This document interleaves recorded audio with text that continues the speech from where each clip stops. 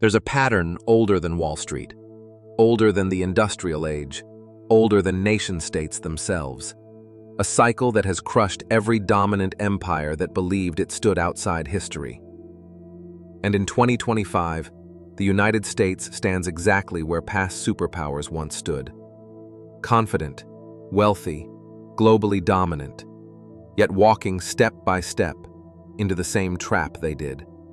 Not because enemies forced them there, but because every empire, destroys itself from within. Rome, Spain, Britain, the Soviet Union. Each believed they were exceptional. Each believed decline would happen to someone else. Each ignored the same economic signals, social fractures, and illusions of invincibility. And now the United States is completing the same sequence.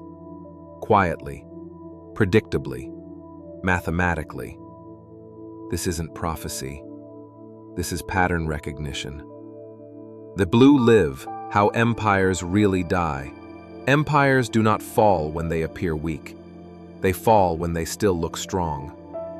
Collapse begins in silence, when debt climbs faster than growth, when money is printed faster than value is created, when military commitments stretch thinner than trust, and when society argues more with itself than with any foreign threat. From the outside, everything still seems powerful. The currency still circulates. The plaques still read superpower. The institutions still hold press conferences. But inside the foundation, tiny fractures multiply. The smartest minds leave or disengage. Currency weakens in slow, invisible steps. Political factions harden into enemies. And the empire believes it can have everything without paying the cost of anything. This is not collapse at the moment of war. It is collapse at the moment of arrogance. In the 1500s, Spain became the first true global empire. Unmatched fleets, global reach, oceans of silver pouring from the New World. Too much wealth, too fast, too easy. They believed gold made them invincible, so they stopped producing. Innovating, building. Why build factories when you can buy from others? Why invest in talent when you can import talent? Spain drowned in its own riches. Silver filled their vaults, but emptied their ambition. Let me show you the numbers. Between 1500 and 1650, Spain extracted over 180 tons of gold and 16,000 tons of silver from the Americas. More precious metal than existed in all of Europe combined. And what did they do with it? They fought wars, everywhere, simultaneously. Against the Ottoman Empire in the Mediterranean, against France in Italy, against Protestant rebels in the Netherlands, against England's navy, wars in the Philippines, wars in the Americas. By 1580, Spain had military commitments on 4 continents. Half of all government revenue went to the military. And still, it wasn't enough. So they did what every desperate empire does. They borrowed, endlessly, from Italian bankers, from German bankers, from anyone who would lend. 1557, Spain declares bankruptcy. 1575, bankruptcy again. 1596, bankruptcy a 3rd time.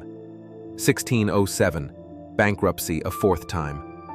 4 bankruptcies in 50 years, each time promising reforms, each time going right back to borrowing and spending. And then came the currency debasement.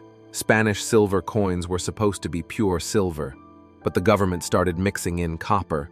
First 10% copper, then 30%, then 50%. By 1600, barely any silver left. Merchants stopped accepting Spanish coins at face value. Inflation exploded. The currency, once the gold standard of Europe, became worthless paper. And here's what people don't understand about Spain's collapse. They had all the gold and silver in the world, and it destroyed them. Because when you have unlimited money, you stop producing. Spanish nobility considered work beneath them. Manufacturing declined. Agriculture stagnated. All the wealth flowed to importing goods from other countries. The gold and silver that came from the Americas went straight back out to pay for French wine, Italian silk, Dutch goods. Spain became a conduit.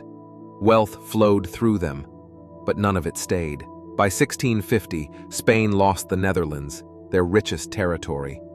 By 1700, the Spanish Empire was a shell, still large on paper, but economically dead.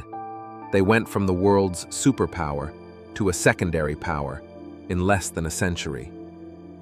And they never recovered. Spain today, a pleasant European country. The descendants of the conquistadors are a tourist destination. That's what imperial collapse looks like. 300 years later, the British Empire ruled the globe. Trade routes everywhere, industry unmatched. The pound sterling, a golden anchor of global finance. At its peak, Britain controlled 25% of the world's land surface, 400 million subjects. Every major trade contract was denominated in pounds. Every central bank held British bonds. London was the financial center of the world. And just like Spain 300 years earlier, they believed it was permanent. But they were already following the pattern. Stage 1, military overextension. By 1900, Britain had military commitments everywhere. India, Africa, the Middle East, China, the Pacific, the Caribbean. They had to defend territory on 6 continents. The cost was enormous. And when World War I started in 1914, Britain faced a choice. Stay neutral and let Europe destroy itself, or jump in and bankrupt the empire to win. They chose to fight. World War I cost Britain over $40 billion. That's $1 trillion in today's money. They borrowed from everyone, mostly from the United States. By 1918, Britain owed America billions. The creditor, pause, had become the debtor. But they'd won the war. They kept the empire. They thought they could rebuild. They were wrong. Stage 2, currency debasement. The pound sterling was supposed to be backed by gold, but the war had drained Britain's gold reserves. They'd shipped gold to America to pay for weapons, food, supplies. By 1920, Britain's gold reserves were half what they had been in 1914. But they tried to maintain the pound's value anyway. They went back on the gold standard at the pre-war rate in 1925. The problem? The pound was overvalued. British exports became too expensive. Manufacturing declined. Unemployment rose, and the government had to keep interest rates high to defend the currency. This destroyed the domestic economy. By 1931, they couldn't hold it anymore. Britain abandoned the gold standard. The pound lost 25% of its value overnight. The global reserve currency had just admitted it couldn't keep its promises. Stage 3, the debt spiral. Britain never recovered from World War I debt, and then World War II started. Another $120 billion in costs, more borrowing from America. By 1945, Britain owed the United States and Canada more than Britain's entire GDP. The war was won, but the empire, pause, was finished. They couldn't defend it anymore, couldn't afford it, couldn't maintain it. Stage 4, loss of empire. 1947, Britain gives up India, the crown jewel, the source of wealth for 200 years, gone. Over the next 20 years, they lost everything. Africa, Middle East, Southeast Asia, the Caribbean. By 1970, the British Empire existed only in history books. Stage 5, currency collapse. The pound kept falling. 1940, 1 pound equals $4. 1950, $2.80. 1970, $2.40. 1980, $2.30. Today, $1.27. The global reserve currency became a regional currency. Britain tried to maintain the pretense: permanent seat on the UN Security Council, nuclear weapons, special relationship with America. But everyone knew the truth. They were a former power, a museum of what used to be great. The empire was gone, and it never came back. Now let's look at the most recent example, the Soviet Union, 1945 to 1991. After World War II, the USSR emerged as a superpower. Nuclear weapons, massive military, control over Eastern Europe, satellites in space, and they believed they were the future. Communism will bury capitalism. For 45 years they competed with America, matched us militarily, built more tanks, more missiles, more troops. But beneath the surface, the economy was dying. Stage 1. Military overextension. The Soviet Union spent 15 to 20% of GDP on the military. That's triple what America spent. They had to match American technology, American reach, American alliances, but their economy was a fraction of the size. They were in Afghanistan, propping up Cuba, supporting Syria, Vietnam, North Korea, Angola, Ethiopia. Everywhere America had influence, they had to counter it. The cost was unsustainable. Stage 2. Economic stagnation. The Soviet economy stopped growing in the 1970s. Oil revenue kept them afloat, but nothing else worked. Factories produced junk, farms failed, technology fell decades behind. By the 1980s, the Soviet Union was importing grain. A country with some of the best farmland on Earth couldn't feed itself. Why? Because central planning doesn't work, because innovation dies under control, because no one produces when there's no incentive. Stage 3. Currency collapse. The ruble was never a real currency. It couldn't be exchanged internationally. Even Soviet citizens didn't trust it. They used dollars when they could get them. The government had to buy foreign goods with gold and oil because nobody wanted rubles. By 1985, oil prices dropped. Soviet gold reserves were depleting. They were running out of real money. Stage 4. Loss of empire. 1989, the Berlin Wall falls. Eastern Europe leaves. Poland, Hungary, Czechoslovakia, Romania, East Germany, gone in a year. The satellites that gave the Soviet Union strategic depth vanished. The Soviet government couldn't stop it. They were broke. Stage 5. Complete collapse. December 26, 1991. The Soviet Union ceased to exist. 900 days from Berlin Wall to complete dissolution. No war, no invasion, just math, pause, and momentum. The military couldn't be paid. The government couldn't function. The ruble became worthless. A superpower with 30,000 nuclear weapons collapsed from internal economic failure. The pattern played out again. Overextension, currency failure, debt, loss of empire, collapse. And here's what should keep you awake at night. The United States is following the exact same pattern, stage by stage. Now we reach the present, the United States today.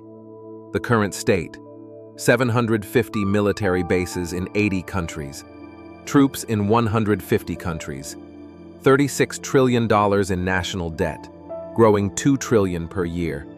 Interest payments alone approaching $1 trillion annually. We're spending more on interest than on defense. Reserve currency status under scrutiny, social fragmentation at post-war highs, declining manufacturing capacity, rising dependency on imports. These are not political opinions. They are structural indicators, seen in every empire before decline. Stage 1. Massive global overextension. Check. We have commitments to defend Europe through NATO, defending Japan, South Korea, the Philippines, fighting in the Middle East, countering China, countering Russia. Our military budget, $850 billion annually, more than the next 10 countries combined. And it's not enough. We're stretched thin. Equipment is aging, recruitment is down, and we have commitments we can't fulfill. If China invades Taiwan, if Russia pushes into NATO territory, if Iran closes the Persian Gulf, we can't respond to all of it simultaneously. We're overextended, just like Spain, just like Britain, just like the USSR. Stage 2, currency debasement. Check. Explaining. In 1971, Nixon closed the gold window. The dollar became pure fiat currency. Since 2000, the money supply has increased 400%. Since 2020, we've printed over 6 trillion. The dollar has lost 98% of its purchasing power since 1971. We're not mixing copper into silver coins. We're just printing unlimited paper. The mechanism is different. The result is the same. Debasement. Check. Stage 3, debt spiral. Check. The United States owes 36 trillion. That's 120% of GDP. Interest payments alone are approaching 1 trillion per year. We run deficits every year, 1.8 trillion in 2024, in a growing economy. During peacetime, we borrow to pay interest on previous borrowing. That's the definition of a debt spiral. Spain defaulted 4 times. Britain borrowed until it collapsed. The USSR ran out of money. We're on the same path. Check. Stage 4, loss of productive capacity. Check. America doesn't make things anymore. We design, we finance, we consume, but we don't produce. Our manufacturing base has been gutted, shipped to China, Mexico, Vietnam. We import $800 billion more than we export annually. We're dependent on foreign supply chains for everything: medicine, electronics, steel, even military components. Just like Spain became dependent on imports while the silver flowed out, we're dependent on imports while dollars flow out. And just like Spain, when the money stops flowing, we're in trouble. Check.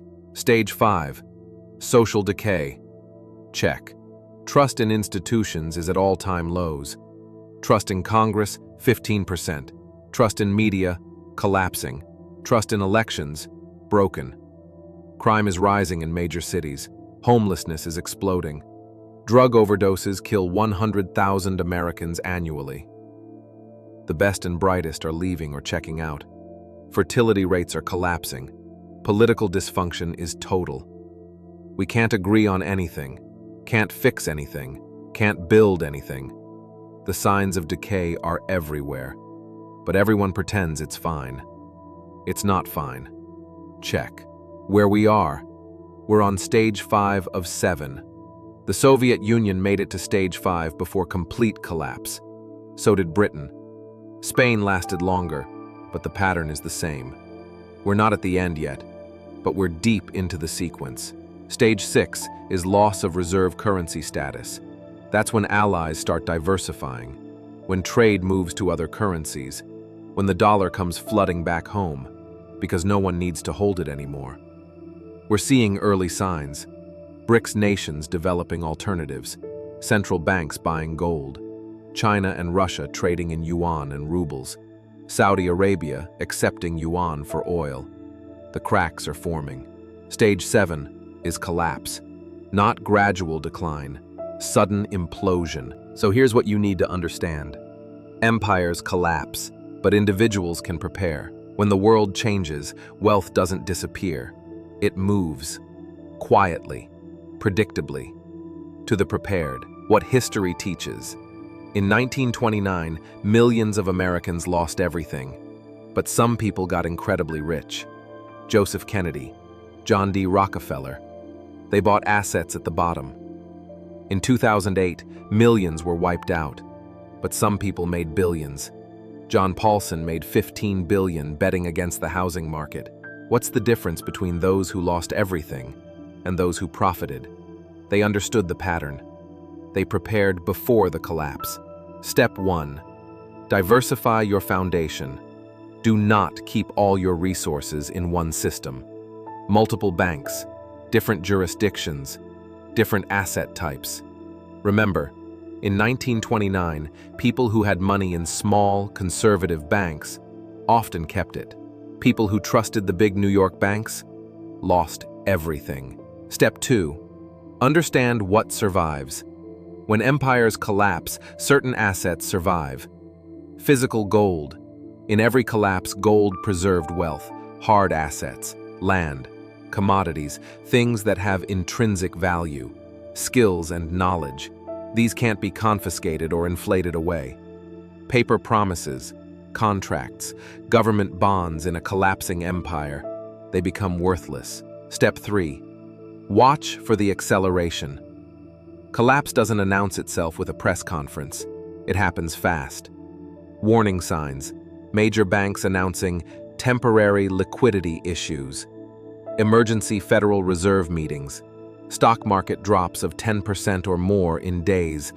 Government officials saying, "Don't panic, everything is under control." That last one? That's when you panic. Step 4. Build optionity. The future belongs to those who have options. Multiple income streams, skills that translate across systems, relationships in multiple geographies. When one system fails, you need the ability to operate in another. This isn't pessimism. This is pragmatism, the mindset. You cannot control empires, but you can control your response. The prepared don't fear change. They navigate it. While others panic when the pattern completes, the prepared already moved, already positioned, already protected. Every empire believed it would innovate its way out. Every empire believed it was the exception. Every empire told itself collapse was impossible until the moment it arrived.